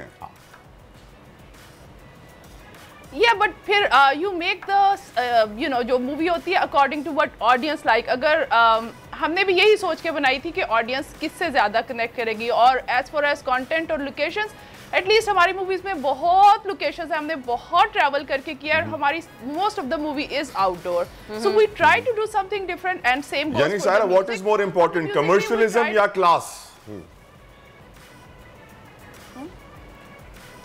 क्या पूछा है? सॉरी, ये पूछ रही है ज्यादा इंपॉर्टेंट क्या है, कमर्शियलिज्म ज्यादा इंपॉर्टेंट है या मूवी का क्लासी होना ज्यादा इंपॉर्टेंट है? तो दोनों चीजें हो सकती हैं एक साथ। Yes, they both are. अच्छा, आई डिसएग्री विद तलहा। मैं क्योंकि देखिए, मैं तलहा ने कहा मैं वो मूवीज कम देखते हैं, मैं बहुत मूवीज देखता हूं। मैं शाहरुख खान की 10 मूवीज आपको गिनवा सकता हूं जिसमें सेम स्टोरी है, सेम लव ट्रायंगल है, सेम हैप्पी एंडिंग है, उसमें कोई फर्क नहीं पड़ा। लोग देखने के लिए गए एंड इज अ सुपरस्टार। तो मूवीज जो हैं वो एंटरटेनमेंट के लिए बनती है, and as far as entertainment is concern, अगर आप एंटरटेनमेंट डिलीवर कर रहे हैं अपनी अदाकारी से, अपने गानों से, अपने डांस परफॉर्मेंसेस से, तो मेरे ख्याल में वो मूवीज डिफरेंट नहीं है। और जिस क्लास को ये टारगेट कर रहे हैं तलहा अभी, उसका भी जवाब मैं देना चाहूंगा, क्योंकि समहाउ मैं भी इस इंडस्ट्री से बिलोंग करता हूं। वो क्लास उस वक्त चलती थी जब हम बड़े बड़े लाचे पहनकर गंदासे पकड़ के खड़े होते थे, तब हमारी इंडस्ट्री डूब रही थी। लेकिन अब ऐसा नहीं है। ऐसा मेरे ख्याल में ऐसा इससे एग्री करेंगे। ऐसा आपका क्या ख्याल है?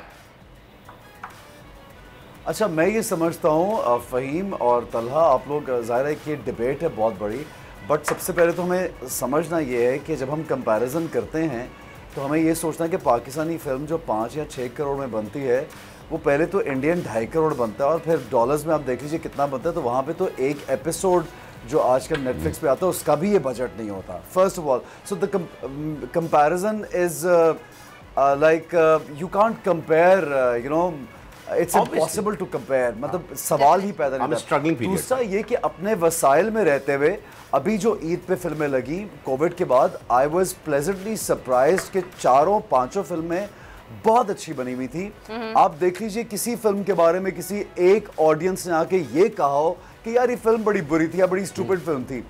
Everyone worked hard and you know producing films in this country, making them, then delivering, releasing them, even not knowing के सिनेमा कल्चर खत्म हो चुका है पाकिस्तान में। और फहीम जो आपने गंडासा फिल्मों की बात की वो भी बहुत हिट होती थी, आपको मालूम है? बिल्कुल होती थी, बिल्कुल होती थी।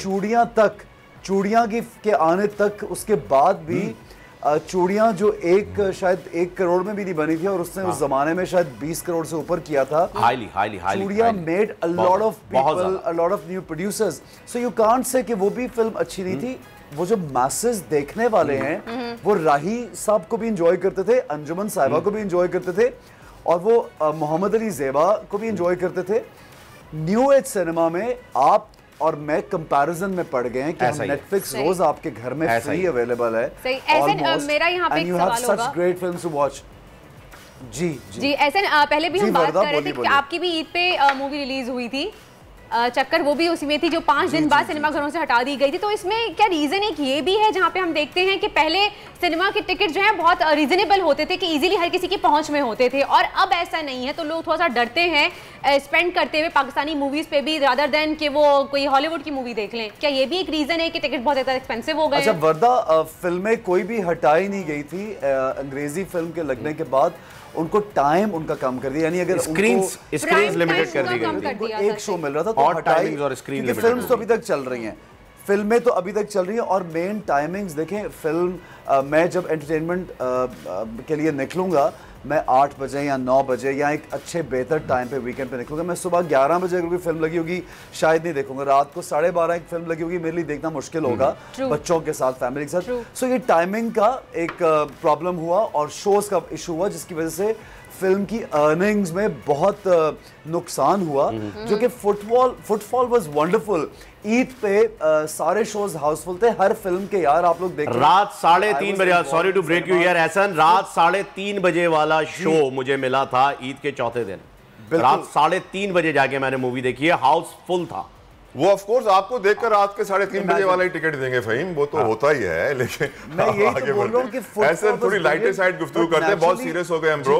रिक्वेस्ट ये है कि आयशा उमर को बड़ा मिस किया जा रहा है, आपकी हीरोइन नहीं है, आपकी टीम कंप्लीट नहीं है यहाँ पर। कैसा लगा आयशा के साथ काम करना? How was your experience doing this movie with her? It was wonderful. Aisha right now is flying from Karachi to Lahore. उसकी फ्लाइट है, इस वक्त वो जहाज में होगी। It was great working with her. Aisha is a wonderful artist. बहुत उसके साथ मज़ा आया और मैं ये समझता हूँ कि आप खुद अपनी चीज़ को आप ऑन करते हैं, चाहे आपने छोटी चीज़ की हो, बड़ी की हो, अच्छी बुरी। एक एक्टर जो होता है उसके लिए बड़ा इंपॉर्टेंट उसका काम होता है। इस फिल्म को जब मैं देखता हूँ या इसका ट्रेलर या जब इसके गाने सुनता हूँ तो ये इसमें मुझे ऐसा महसूस होता है कि फीलिंग्स बहुत हैं। आपको ये थोड़ा ग्रिप करेगी, आप इसको गौर से देखें तो आपको it will touch your heart basically. So I इसी बात पे सुनवा देते हैं। नहीं, पहले मेरा एक सवाल है यहाँ पे जो करता है, आप सुनाइए जी, गाना सुनाइए। एहसन भी ये कह रहे हैं गाना सुनाइए। पहले मेरा एक सवाल है, एहसन आपका फेवरेट को स्टार हीरोइन कौन है काम करने के साथ, नीलम मुनीर या आयशा उमर? भाई एहसन ने बोला पहले गाना, अब पहले गाना होगा, पहले गाना ही होगा। हाँ, इसका जवाब आप सोचे। थैंक यू, टेक केयर जी। तो तलहा आप मूवीज देखने क्यों नहीं जाते? गंडासों की वजह से। मुझे पता था, मैंने इसी वजह से ये आर्गुमेंट आपका जो है वो खुल के बयान किया कि आप क्यों नहीं जा रहे। और आप देखें, बहुत अच्छी मूवी है तेरे बाजरे दी राखी। पता नहीं क्यों नहीं देख रहे यार, ये मैं कह रहा हूँ आप क्यों नहीं देखते? ब्रेक ले ले यार, प्रोड्यूसर्स आप बोल रहे हैं। चले जी नाजरीन, एक वक्फा लेते हैं, वक्फे के दौरान हम इनसे पूछेंगे कि इन्होंने तेरे बाजरे दी राखी क्यों नहीं देखी। After a very short break दुनिया बोल देखने जाएंगे।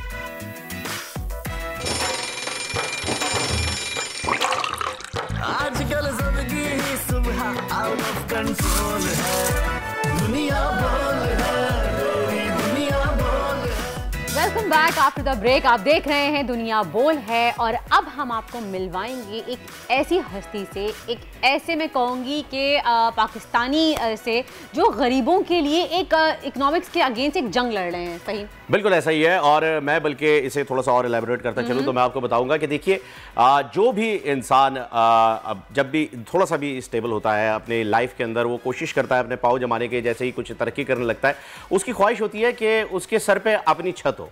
अपना मकान हो, अपना घर हो, ये हर इंसान का एक बेसिक राइट है, जो कि बहुत अरसे पहले रोटी कपड़ा और मकान के नाम से एक नारा भी निकला और उस पार्टी को बड़ी मकबूलियत भी इसी वजह से मिली थी, क्योंकि उन्होंने बेसिक्स पे काम किया था। इंसान लग्जरीज को देखते हुए अपनी बेसिक्स को भूल जाता है। हर किसी को हक है कि अपने सर पे अपनी छत रखे, और जो मेहमान आज हमारे साथ मौजूद हैं उन्होंने ये एक बेड़ा, एक मिशन जो है वो ये एक लेके चल रहे हैं कि हर इंसान के सर पे उनकी अपनी छत हो। ठीक है, अभी उनके रिसोर्सेज के हिसाब से वो एक लिमिटेड पैकेज के साथ आए हैं, लेकिन उनका विजन बहुत बड़ा है और उनका विजन 2022 का नहीं है वर्दा, बल्कि उनका विजन है 2040 का। और जी एक हाँ। और मैं यहाँ पे ऐड ऑन करना चाहूंगी कि वो आपको सिर्फ रिहाइश नहीं दे रहे, छत नहीं दे रहे, बल्कि सस्ती रिहाइश दे रहे हैं, सस्ती रिहाइशी स्कीम दे रहे हैं आपको। और जब आप उनके प्राइस सुनेंगे तो आपके होश उड़ जाएंगे, क्योंकि अभी जब मैं ब्रेक पे उनसे बात कर रही थी तो जो प्राइस उन्होंने मुझे बताया, मैंने कहा क्या, लिटरली 2 दफा मेरे मुंह से लिटरली चीख निकली। तो सबसे पहले आपको मिलवाते हैं रिटायर्ड कमांडर है Mohammad Zakir, owner and chairman of commander builders. अस्सलाम वालेकुम जाकिर साहब and welcome to the show. Zakir साहब, सबसे पहले तो मैं आपसे ये चाहूंगा कि आपका ये जो विजन है,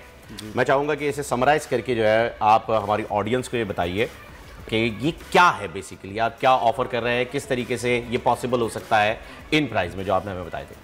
बिल्कुल, एक तो जैसे आपने बात की रोटी कपड़ा और मकान, लेकिन वो मिला नहीं आज तक। मिला नहीं, वही अफसोस है कि मिला नहीं। तो वोट मिल गए थे, लेकिन मैं जब फौज से रिटायर हुआ तो मैंने कहा मैं इस मुल्क के लिए कोई बेहतर काम करूं। पहले भी अच्छा पहले भी काम आप मुल्क था, के लिए मैं बेहतरीन हिफाजत काम कर रहा रहे था, थे। लेकिन इससे कहीं बेहतर हो सकता था। और मैंने उस पर फिर एक प्लान बनाया कि नहीं, मैं अपनी कौम को जो है एक विजन दूंगा, मैं इनको घर दूंगा जो सबसे बड़ी नीड होती है, वो रोटी कपड़ा मकान जो है, मैं उस पर काम करूंगा। और मैं इनको एक सिस्टम दूंगा, सिस्टम ऑफ लिविंग, जो हम सब चाहते हैं कि इस मुल्क में होना चाहिए। ठीक है, तो चलो मुल्क की सतह पे तो मैं कुछ नहीं कर सकता, लेकिन एक चार दीवारी के अंदर मैं कर सकता हूँ। तो मैंने एफर्ट शुरू कर दी 2007 में, और अल्हम्दुलिल्लाह 2019 में आके मैंने वो शहर बसाया, जिसको मैंने कमांडर सिटी का नाम दिया, जिसके अंदर एक बहुत बेहतरीन सिस्टम है। 300 फैमिलीज वहाँ रह रही हैं और 1000 हो जाएंगी इंशाल्लाह विद इन 1 ईयर। ये 10 लाख घरों का प्रोजेक्ट है। इसमें 50 लाख लोगों को मैंने लाना है और फिर उनकी ग्रूमिंग करनी है, स्पेशली कितने एकड़ पर मुहित है ये सोसाइटी? इस वक्त तो मेरे पास 500 एकड़ के करीब जमीन है, लेकिन हमने तो जमीनें खरीदनी है। ये तो 2040 की बात कर रहे हैं ना। देखिए, हमने एग्जैक्ट लोकेशन इस वक्त कहाँ पर है? इस वक्त मोटरवे पे है, ये मोटरवे पे M9 पे DHS सिटी के बाद हम हैं, और अल्हम्दुलिल्लाह हमें डायरेक्ट मोटरवे से एक्सेस भी मिल गया है। तो ये भी बड़ी बात है कि हमें एक्सेस मिल गया है। और जाकिर साहब, मैं साथ बताना ऐड करना चाहूँगी, आप मुझे ये बताएं व्यूवर्स को, कितने में आप एक अपार्टमेंट और एक घर देने, एक कंस्ट्रक्टेड बंगला कितने का दे रहे हैं आप? देखिए, ये तो चूँकि एक फी सबीलिल्लाह मैं इसको कर रहा हूँ, इसमें मेरा कोई प्रॉफिट कंपनी का इन्वॉल्व नहीं, क्योंकि मैं बिल्डर हूँ, मेरे और प्रोजेक्ट हैं प्रॉफिट के लिए। लेकिन यहाँ पे चूँकि मैंने रिलीफ देना था लोगों को, तो मैंने जब स्टार्ट किया मैंने 12 लाख में बंगला दिया। और वो कितने बना के 80 गज का बंगला मैंने 12 लाख में दिया, और 17 लाख में मैंने 120 गज का सिंगल स्टोरी। जी, सिंगल 12 लाख में। जी, 17 लाख आप आगे सुनिए, 120 10 लाख में मैंने अपार्टमेंट दिया। ये देखें, अब चूंकि 3 साल गुजर गए, महंगाई हो गई, बिल्कुल तो अब हमने एक्सपो 2 दिन पहले जो किया कराची एक्सपो सेंटर में, उसमें हमने वही 80 गज का बंगला 27 लाख में दिया। और बेसिक जो 2 रूम अपार्टमेंट है वो हमने 16 लाख में दिया। हालांकि इस वक्त सोसाइटी डेवलप हो चुकी है, स्कूल चल रहे हैं, हॉस्पिटल चल रहे हैं, ट्रांसपोर्ट चल रही है, शारा फैसल तक मुफ्त रेस्टोरेंट हैं, वहाँ के रेजिडेंट मुफ्त खाना खाते हैं, मिनरल वाटर मुफ्त पीते हैं, वो प्लांट नहीं है, मुफ्त है। नहीं, इट इज फ्री। ठीक है, फूड फ्री। क्या बात है। तकरीबन 1000 लोग डेली वहाँ पे अल्हम्दुलिल्लाह खाना खाते हैं, और ये चलता रहेगा। ठीक है, इसके अलावा हमने 5% घर बेवाओं के लिए फ्री रखे। वाह वाह, सुभान जो बेहतरीन जी, जो भी 100 घर कंस्ट्रक्ट होते हैं, जो डिजर्विंग बेवाएं होती हैं, जिनके माइनर्स होते हैं और फाइनेंशियल पोजीशन अच्छी नहीं होती, तो हम खुद मेरिट पे, क्योंकि आपका बैकग्राउंड जो है वो नेवी से है, फौज से है, इदारों से है, तो मैं ये जानना चाहूंगा कि ये जो बेवाओं के लिए आपने घर रखे हैं, इसमें प्रायोरिटी आपने सोल्जर्स की वाइफ के लिए रखा है या कोई भी आ सकता है? नहीं, प्रायोरिटी मैं चाह रहा हूँ ताकि क्लियर हो जाए लोगों के लिए जो अप्रोच करें आपको, कि जिस बेसहारा बेवा, ठीक है, जिसका कोई सहारा ना हो, फाइनेंशियली जो बहुत कमज़ोर हो, और जिसके बच्चे छोटे हों, ताकि उन बच्चों को हम कुछ बना सकें। ठीक है, और फिर हर बेवा को जिनको हम शिफ्ट कर रहे हैं, हम जॉब्स भी दे रहे हैं। अच्छा, यहाँ मैं चाहूँगा कि आपकी मौजूदगी का फ़ायदा इस तरीके से उठाऊँ अपनी फेटर्निटी के लिए कि सहाफ़ियों में भी आपने देखा है कि जो हमारे बड़े बहुत सारे भाई हैं जो किराए के घर की वजह से बहुत ज़्यादा परेशान रहते हैं। अक्सर ऐसा होता है कि कभी कभार जो है कुछ इदारों में तनख्वाहों का मसला हो जाता है तो वो परेशान हो जाते हैं। उनके लिए आपने कोई यहाँ पर कोई रियायत रखी है, जैसे आपने बेवाओं के लिए रखी है, तो सहाफ़ियों के लिए कोई स्पेशल हो? मैं बहुत ज़बरदस्त एक अभी प्रोग्राम लेके आया हूँ, easy home finance, easy home, जिसमें हम खुद लोन दे रहे हैं। इसमें कोई बैंक इन्वॉल्व नहीं है। ज़बरदस्त। 16 लाख का अपार्टमेंट आपने 16 लाख नहीं देने, आपने आधे पैसे 8 लाख देने और बाकी रहते हुए 8,000 रुपये महीना। वाह, 8,000 रुपए में? 8,000 रुपए में। अच्छा, आप कह रहे हैं कि रहते हुए आप देते हैं, चाबी आप फौरन दे देते हैं। इस बाकी 8 लाख के ऊपर कोई मार्कअप या इंटरेस्ट तो नहीं है, ये एज इट इज? अगर आप 8,000 रुपए महीना 20 साल पे जाएंगे तो फिर उसमें रेंटल का एक सिस्टम जो इस्लामिक सिस्टम मिजान बैंक से लिया, सही है, मिजान बैंक से लिया है। फिर बड़ा अपार्टमेंट भी है 22 लाख का, उसमें हम 11 लाख में पोजीशन दे देते हैं। 50% पे आप पोजीशन दे रहे हैं, 50% आप फाइनेंस करवा के देंगे, ये आपकी जिम्मेदारी है। ये हमारी है, इसमें बैंक इन्वॉल्व नहीं है। सही, ये इससे बहुत रिलीफ मिला। दूसरा ये है कि जो भी गरीब आदमी उधर जा रहा है, हर घर से मैं एक बच्चा पिक कर रहा हूँ और उसको मैं बिजनेसमैन बना रहा हूँ। जिसके लिए मैंने यंग बिल्डर प्रोग्राम शुरू किया। सबसे इंटरेस्टिंग है कि मैं हर घर से एक बच्चा पिक कर रहा हूँ, ठीक है, उसको मैं 30,000 रुपये महीना दे रहा हूँ वेरी फर्स्ट मंथ से। ठीक है, हालांकि 30,000 की जॉब आजकल नहीं मिलती। ठीक है, 30,000 रुपये महीना स्कॉलरशिप दे रहा हूँ उसके अपने प्रॉफिट से। उसको 1 महीना ट्रेन मैं खुद करता हूँ, उसको सारे बेसिक सिखा के घरों का कॉन्ट्रैक्ट देता हूँ। उसके ऊपर टेक्निकल टीम सुपरवाइज करती है, लेकिन उधर के घर इस वक्त बच्चे बना रहे हैं, ये जो मेरे ट्रेन। कमांडर साहब, एक चीज मैं आपसे और पूछना चाहूंगा। 5 साल में उनको 1 करोड़ रुपए दूंगा मैं, क्योंकि उनका अपना पैसा होगा प्रॉफिट जो मेरे पास जमा होता जा रहा है, तो वो करोड़पति बन जाएगा। यहाँ मैं कमांडर साहब आपसे एक बात पूछना चाहूंगा, क्योंकि आपने जो ये बैंक लोन की बात की है ना कि आप खुद दे रहे हैं, तो मैं चाह रहा हूँ कि इसे हम बिल्कुल क्लियर करते चले। अब मिसाल के तौर पर इंसान बैंक के पास जाता है अगर लोन लेने के लिए, तो उसे ये एक कॉन्फिडेंस होता है, एक श्योरिटी होती है कि एक इदारा उसके पास मौजूद है। लोग आपके पास अगर आते हैं लेने के लिए इदारा, तो वो आप पे कैसे बिलीव करें? आप पे ट्रस्ट करने के लिए क्या ऐसी श्योरिटी चाहिए होगी जो कि आप उन्हें प्रोवाइड कर रहे हैं, क्योंकि वो आपको अपना आधा पैसा दे रहे हैं और मुल्क में ऐसे बहुत सारे गेम हो चुके हैं जिसमें लोगों के पैसे डूबे। तो मैं ये चाह रहा हूं कि आवाम तक पूरी बात पहुंचे और उन्हें ये पता चले कि आप पर वो एतमाद कर सकते हैं। देखिए, इजी होम फाइनेंस में हम घर पहले देते हैं, घर पहले देते हैं, ठीक है, पैसे बाद में। जबरदस्त। जी जी, तो मतलब परेशान तो मुझे होना है ना। घर में रहते इस वक्त जो कमाने सिटी में 300 फैमिलीज रह रही हैं, सब क्रेडिट पे रह रही हैं। जबरदस्त। ठीक है, तो यानी घर उनके नाम हो जाएगा पहले, फिर वो आप पैसे नहीं, नाम तो जाहिर है नहीं हो सकता जब तक फुल पेमेंट ना हो। आप पोजीशन दे देंगे, फिर बैंक मतलब आप बैंक को इन्वॉल्व कर देंगे। जितने लोग कमाने सिटी में रह रहे हैं सब क्रेडिट पे रह रहे हैं।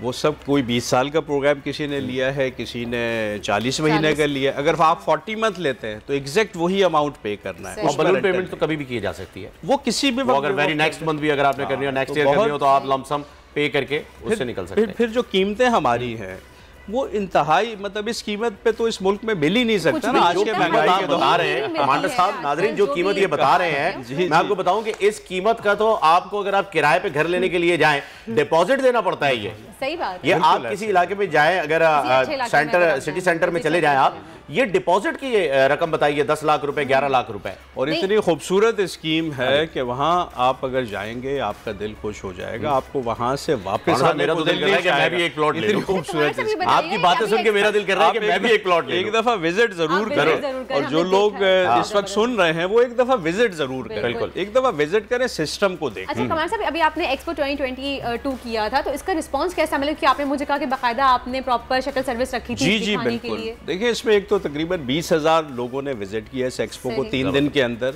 हमारी शटल्स चलती रहीं मुसलसल, जो उनको ले जाती थी कमाने सिटी, पूरा विजिट करा के वापस लाती थी। और अब मुझे एग्जैक्ट फिगर तो याद नहीं, लेकिन सैकड़ों में बुकिंग हुई हमारी, ठीक है, और एक बहुत हैंडसम हमने वहाँ से अमाउंट जनरेट किया। तो ये अमेजिंग रिस्पांस इसी वजह से था कि एक ट्रस्ट मेरा मार्केट में ऑलरेडी है। मैं नया नहीं हूँ, मैं पिछले 10 साल से काम कर रहा हूँ, लेकिन सबको पता है कि जो मैं वादा करता हूँ वो मैं पूरा करता हूँ। लोग मेरी इज्जत करते हैं, लोग मेरे इवन आके एक्सपो में हाथ चूम रहे थे। अब किसी बिल्डर के कोई हाथ चूमे, ये तो पहली दफ़ा लोगों ने देखा, मैंने कहा जी अगर कोई दिल से इज्जत कर रहा है मेरे अच्छे काम की वजह से। अच्छा कमांडर साहब, आप आबाद के साथ कनेक्टेड नहीं है? आबाद जो एक ऑर्गेनाइजेशन है बिल्डर्स की, डेवलपर्स की, मैं मेंबर हूं आबाद, आप उसके मेंबर हैं, ठीक है। अच्छा मैं ये जानना चाहूंगा कि शारा फैसल से अगर एग्जैक्टली आपकी लोकेशन पर आया जाए जो कमांडर सिटी है, कितना फासला है इसके, कितनी देर लगेगी? मलिर हॉल्ट पे हमारा स्टॉप है, शटल स्टॉप, वेटिंग रूम भी है, वहां से शटल चलती हैं। अगर आप अपनी गाड़ी में जाएंगे तो 40 to 45 मिनट्स लगते हैं, अगर हमारी शटल में जाएंगे तो 1 घंटा। शारा फैसल पे भी आपकी शटल शारा फैसल मलिर हॉल्ट पे पूरा दिन चलती हैं, सुबह 6:20 से रात 10:15 बजे तक, क्योंकि जाहिर है वहाँ लोग रह रहे हैं, उनकी जॉब्स कराची में, कॉलेजेस में लड़कियां आती हैं, तो कोई उनको प्रॉब्लम नहीं है। जबरदस्त। अच्छा अब एक सवाल जो कि मैं सबसे पहले पूछना चाह रहा था, लेकिन आपकी स्कीम इतनी जबरदस्त थी कि मैं उसमें गुम हो गया। कमांडर सिटी ये नाम क्यों? देखिए कमांडर सिटी, एक तो लफ्ज़ जो कमांडर है वो मेरी पहचान है, जाहिर है मैं कमांडर रिटायर्ड हुआ, मैंने 28 साल जॉब की। दूसरा कमांडर इटसेल्फ एक मुझे बहुत पसंद था। मैंने कहा अगर मैं प्रमोट होके कैप्टन भी बन गया ना या कमोडोर भी बन गया तो मैं अपने आप को कमांडर कहलवाना ज़्यादा पसंद करूंगा, क्योंकि इसमें एक रोब है, इसमें एक कमांडो वाली फीलिंग। जी आप थोड़ा एलिवेटेड फील करते हैं, जैसे आप सबको कमांड कर रहे हैं। जैसे जनरल मुशर्रफ साहब अक्सर कहा करते हैं जब भी आते थे कि मैं कमांडो हूं, मुझे डर नहीं लगता, वो कभी ये नहीं कहते थे मैं ब्रिगेडियर हूं, मैं जनरल हूं। उस लफ्ज का जो फील है उसकी वजह से मैंने ये सेलेक्ट किया अपनी कंपनी के लिए भी और प्रोजेक्ट। साहब ये तो एक आपने बताया कि जो आपका मोटर M9 पे एक प्रोजेक्ट है, अगर कोई शहर में रहते हुए एक और आपका कोई अपना घर लेना चाहे, अपार्टमेंट लेना चाहे, तो मैं चाहूंगी उसके बारे में भी आप बताएं जो आपने। देखिए शहर में एयरपोर्ट के बिल्कुल साथ हमारा कमांडर हाइट्स प्रोजेक्ट है, फिर थोड़ा सा आगे जाएं तो बकाई यूनिवर्सिटी के साथ कमांडर इनक्लेव प्रोजेक्ट है। कमांडर इनक्लेव प्रोजेक्ट की खास बात यह है कि सिर्फ 8 लाख रुपए आप अदा करें और उसी दिन चाबी ले लें, आप वहाँ शिफ्ट और 40 मंथ्स में पेमेंट करें। अच्छा और उसकी प्राइसेस भी बहुत कम रखी हैं बहुत कम, 55 लाख से स्टार्ट हो रही है 3 रूम अपार्टमेंट की, शहर के अंदर 3 कमरों का, 2 बेड लाउंज, और वो भी क्रेडिट पे। देखें आप 40 महीने का किराया बचा रहे हैं ना, उधर भी तो देखें आप 15 लाख किराया भी तो बचा रहे हैं ना, क्योंकि हम आपको फर्स्ट डे अपार्टमेंट दे रहे हैं। तो मेरे पास आज भी 100+ अपार्टमेंट्स अवेलेबल हैं रेडी पर इस स्कीम में, रेडी फॉर पोजीशन। जबरदस्त। ये भी पहली दफा हुआ है किसी बिल्डर ने रेडी अपार्टमेंट आपको समझ पर मिल रहे हैं। जो ये बात बता रहे हैं वो एक तरीके से किस्तों पर ही दिया जा रहा है, वरना आज तक कभी ऐसा नहीं हुआ। आप किस्तें जमा कराते कराते थक जाते हैं, 4 साल का वादा होता है आपके साथ, 7 साल तो हंसते खेलते हो जाते हैं, 8 साल ऐसा ही है, वो निकल जाता है वक्त। तो ये आपको रेडी अपार्टमेंट दे रहे हैं, मेरे ख्याल में बहुत ही अच्छी डील है। नेस्ला टावर के बाद ये फैसला किया क्योंकि मिसट्रस्ट डेवलप हो गया ना, मैंने कहा नहीं। अच्छा आपने नेस्ला की बात कर ली है तो मुझे ये बताइए, खुदा ना खास्ता अल्लाह ना करे, जी अगर कोई आपके प्रोजेक्ट के ऊपर ऐसी चीज आती है जिसकी वजह से वहां के रिहायशियों को निकलना पड़ता है, जैसा कि नेस्ला पे हुआ, आप कहां खड़े? देखिए मैं उनके साथ खड़ा हूं, मैं उनके साथ खड़ा हूं और इंशाल्लाह किसी को भी मैं फाइनेंशियल नुकसान नहीं होने दूंगा, ठीक है, क्योंकि ये उनको भी पता है, मेरे क्लाइंट्स को हम एक फैमिली की तरह हैं, सारे व्हाट्सएप पे मेरे साथ हैं, मुझसे डेली बात करते हैं, ठीक है, मैं तो लीड कर रहा हूं। शुक्रिया, बिल्कुल हमें नजर आ रहा है, हमें दिख रहा है कि आप हमारे साथ खड़े हैं, पीएम के साथ खड़े हैं, बहुत बहुत शुक्रिया वंस अगेन जी। तला हमारे साथ है, तला आपने सारी बातें सुन ली है, आप बुक कराने के लिए चल रहे हैं मेरे साथ कमांडर सिटी, क्योंकि मैं तो जा रहा हूं, मैं थोड़ा सा बिजी हूं फहीम, आप चले जाइएगा, मैं आपके साथ फोन पे कोऑर्डिनेशन करूंगा, आप बुक करा लीजिएगा। आप दोनों को कमांडर सिटी का नया फ्लैट या घर या प्लॉट बहुत बहुत मुबारक हो। थैंक यू सो मच, आपको बहुत बहुत मुबारक हो। क्लोजिंग के बाद अपने व्यूअर्स के लिए अपना बहुत ख्याल रखिएगा, कल फिर आपसे मुलाकात होगी। अंटिल देन अल्लाह हाफिज and thank you for watching. आजकल जिंदगी ही सुबह आउट ऑफ कंट्रोल है, दुनिया बोल